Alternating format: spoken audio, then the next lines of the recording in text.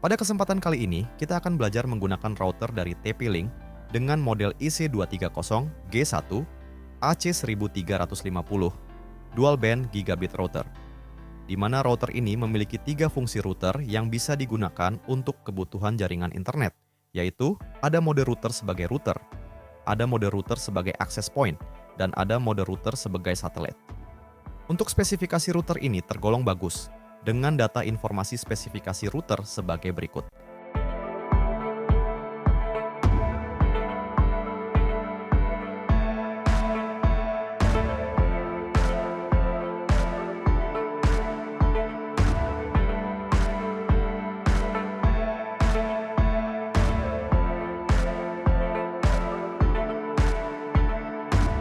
Perlu diketahui bahwa router TP-Link dengan model IC230G1 memiliki harga yang cukup terjangkau. Kalau kita cek di beberapa marketplace, untuk harga dari router ini berada di kisaran harga mulai dari 100 ribuan untuk kondisi bekas dan untuk kondisi baru di kisaran 300 ribuan.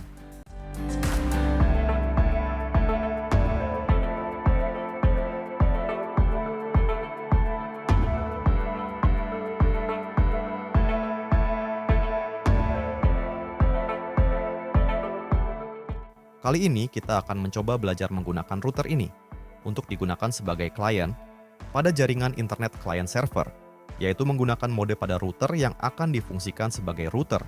Dengan koneksi internet bisa menggunakan koneksi internet PPPoE, Dynamic IP, Static IP, PPTP, dan koneksi L2TP.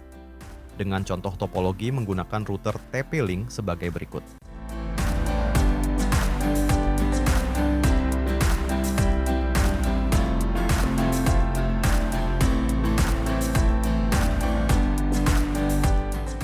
Untuk konfigurasi router TP-Link bisa menggunakan browser pada desktop, yaitu menggunakan device laptop atau komputer. Untuk browser yang digunakan bisa pakai browser Mozilla Firefox, browser Chrome, browser Edge, browser Opera, atau browser lainnya yang kalian punya. Untuk mengakses ke router TP-Link bisa menggunakan IP address 192.168.0.1. Pada halaman awal router TP-Link, buat password baru yang nantinya digunakan untuk login ulang jika ingin mengakses kembali ke router TP-Link.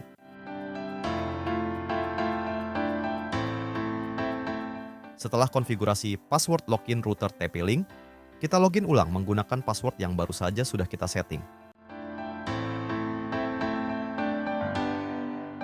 Pada halaman Quick Setup, di sini kita bisa setting untuk koneksi internet klien pada router TP-Link yang akan digunakan, yaitu PPPoE, Dynamic IP, Static IP, PPTP, dan koneksi L2TP.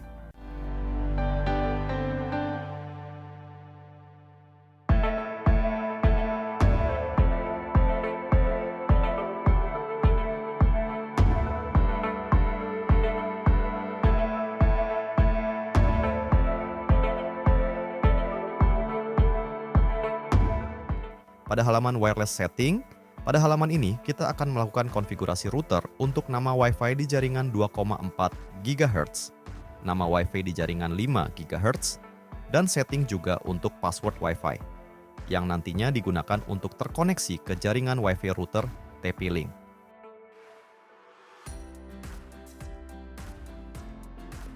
Sampai di sini kita sudah selesai untuk konfigurasi router TP-Link yang difungsikan sebagai klien pada jaringan internet server.